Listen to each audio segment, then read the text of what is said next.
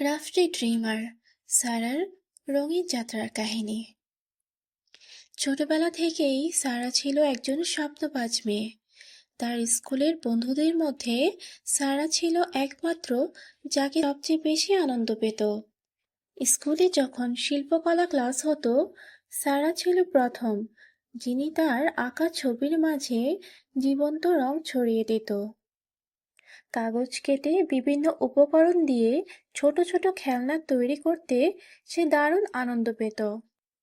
তার ঘর ছিল যেন একটি ছোট সৃজনশীল পৃথিবী, যেখানে রঙিন কাগজ, চক, পেন্সিল আর আঁকা ছবি ছিল প্রিয় সহযাত্রী। সারা জানতো তার জীবনের উদ্দেশ্য শুধু একটাই, শিল্প এবং ক্রাফটের মাধ্যমে মানুষের জীবনে রঙিন সুখ নিয়ে আসা। বয়স 25 হয়ে যাওয়ার পর সারা নিজের স্বপ্নকে বাস্তবায়িত করার সিদ্ধান্ত নিল। সে একদিন তার পুরনো অফিসের চাকরি ছেড়ে দিল। আর নয় একঘেয়ে কাজ, আমি এখন আমার নিজস্ব পথ তৈরি করব। এমন সিদ্ধান্ত নিয়ে সারা একটি ছোট ক্রাফট শপ খোলার পরিকল্পনা করলো, যেখানে মানুষ আসবে এবং বিভিন্ন শিল্পকর্ম শিখবে। সারার এই সিদ্ধান্ত ছিল একটি সাহসী পদক্ষেপ। তার পরিবার তাকে অনেকটা সমর্থন করলেও তার কিছু বন্ধু বলেছিল, তুমি তো একটা ভালো চাকরি পেয়েছো, কেন ঝুঁকি নেবে? কিন্তু সারা জানতো, যদি সে তার শখকে পেশা হিসেবে না নিত, তবে কখনো তার স্বপ্ন সত্যি হতো না। সে সেই দিনটির জন্য অপেক্ষা করছিল, যখন সে পুরোপুরি নিজেকে সৃজনশীল কাজে ব্যস্ত রাখতে পারবে। তার দোকানটি খোলার পর প্রথম কয়েকটা দিন ছিল স্বপ্নের মতো। সারা নিজ হাতে রঙিন পেপার, গ্লিটার, ফ্যাব্রিক পেইন্ট নিয়ে বিভিন্ন শখের জিনিস বানানোর কাজ শুরু করেছিল। দোকানে তার শখের অনেক কিছু বিক্রি হচ্ছিল। কিন্তু সমস্যা শুরু হয়েছিল যখন সে বুঝতে পারল ক্রেতারা তার হাতে তৈরি জিনিসের জন্য অতিরিক্ত মূল্য দিতে চায় না। তার দোকানটা জনসাধারণের কাছে তেমন জনপ্রিয় হতে পারছিল না, আর সারাও হতাশ হয়ে পড়ছিল। একদিন সারা তার দোকানে বসে গভীর মনোযোগ দিয়ে চিন্তা করতে শুরু করলো। সে কি ভুল করেছিল? কেন মানুষ তার শপে আসছে না? তার তৈরি প্রতিটি পণ্য এত সুন্দর ছিল, তারপরও কেন গ্রাহকরা এগুলো কিনছে না? তার প্রথম বড় প্রশ্ন ছিল, আমি কি সঠিক পথে চলছি? সারা বুঝতে পারল শুধুমাত্র সৃজনশীলতা আর কাজের ভালোবাসা যথেষ্ট নয়। ব্যবসার মূল রহস্য হলো ভালো বিপণন, সঠিক মূল্য এবং ক্রেতাদের প্রয়োজন অনুযায়ী পণ্য তৈরি করা। কিন্তু তখন সারা একদম হতাশ হয়ে পড়েছিল। সে মনে করেছিল সে হয়তো ভুল করছে। যতদিন না সারা সাহায্য নিল, ততদিন তার জ্ঞান আরও সীমিত হয়ে যাচ্ছিল। কিন্তু যখন সে তার পরিবার, বন্ধু-বান্ধব এবং ক্রাফট কমিউনিটির সাথে কথা বলতে শুরু করলো, তখন বুঝতে পারল একা চলা এত সহজ নয়। সে একটি নতুন উপলব্ধি পেল, আমি যতটা ভাবতাম ততটা একা নই। সে বিভিন্ন সোশ্যাল মিডিয়া প্ল্যাটফর্মে তার কাজ শেয়ার করা শুরু করলো, বিশেষ করে ইনস্টাগ্রামে। ক্রাফটের প্রতি তার ভালোবাসা এবং সৃজনশীলতার প্রতি তার নিষ্ঠা মানুষের মধ্যে সাড়া ফেলল। সে তার শপে একদিন এক ছোট্ট টিচিং সেশন আয়োজন করলো, যেখানে তিনি লোকদের কাগজ দিয়ে ফুল তৈরি করার কৌশল শেখায়। কয়েকজন এলো এবং তাদের প্রতিক্রিয়া ছিল বেশ ইতিবাচক। সারা বুঝতে পারল মানুষের আগ্রহ তার সৃজনশীলতার প্রতি ছিল, তবে তাকে আরো আকর্ষণীয়ভাবে উপস্থাপন করতে হবে। এখানে সারা একটি গুরুত্বপূর্ণ সিদ্ধান্ত নিল। তার কাছে অনেক ধরনের পণ্য তৈরি করার জন্য সময় ছিল না, তাই সে বিশেষ গুরুত্বপূর্ণ সিদ্ধান্ত নিল। তার কাছে অনেক ধরনের পণ্য তৈরি করার সময় ছিল না, তাই সে বিশেষ কিছু তৈরি করার সিদ্ধান্ত নিল। Handmade greeting card.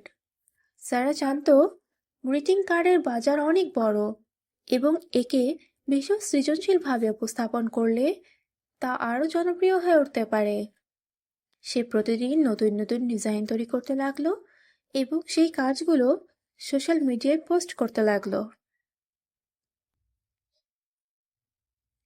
এভাবে সারা খুঁজে পেল তার নিজস্ব সৃজনশীলতা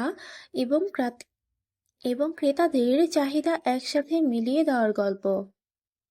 ধীরে ধীরে তার গ্রিটিং কার্ডগুলো জনপ্রিয় হতে শুরু করলো।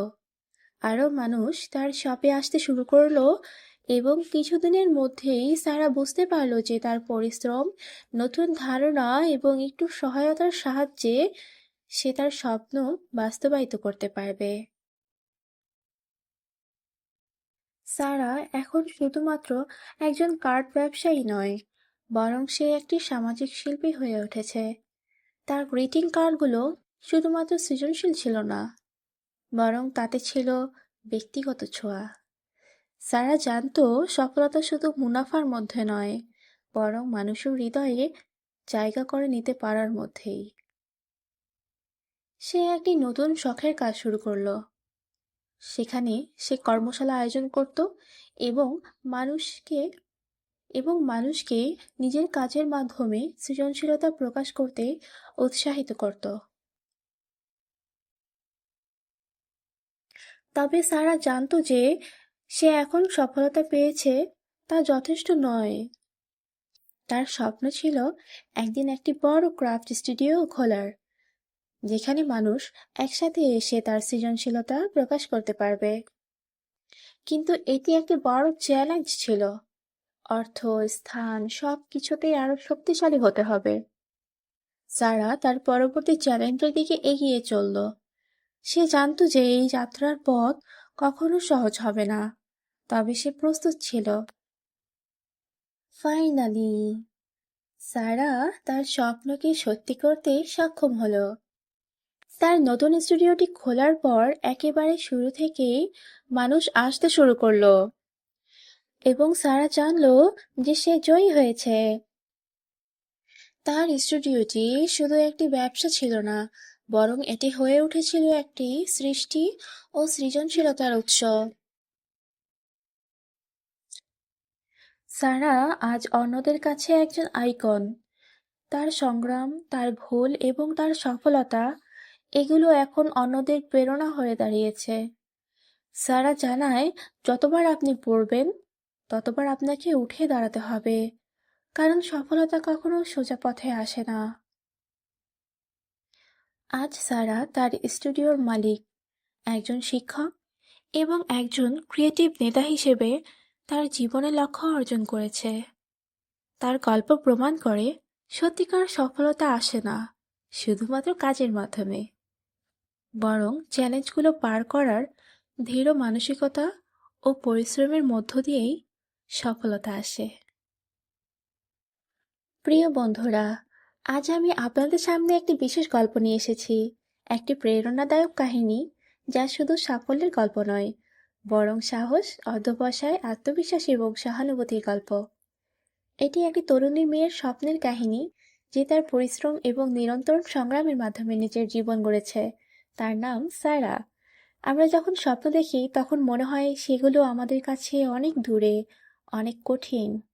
একে একে প্রতিটি বাধা মনে হয় যেন পাহাড়ের মতো, যা আমাদের সামনে দাঁড়িয়ে থাকে। কিন্তু আমরা ভুলে যাই সেই পাহাড়গুলোর মধ্যেই লুকিয়ে থাকে আমাদের সবচেয়ে বড় সাফল্যের পথ। সারাও একসময় সেভাবেই ভাবতেন।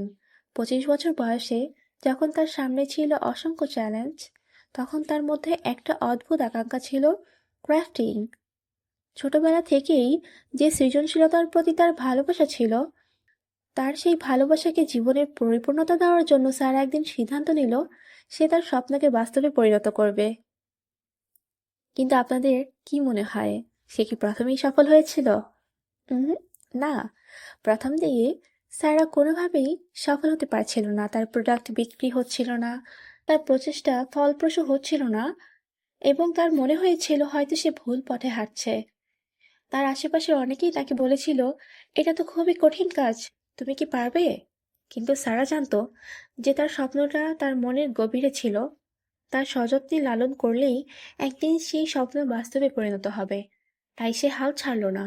সে তার কাজের প্রতি আরো একাগ্র হয়ে উঠল এবং ভাবতে লাগলো, যদি প্রথমে সফল না হই তবে আরেকবার চেষ্টা করব, আবারও চেষ্টা করব। এটাই ছিল সারার প্রথম শিক্ষা।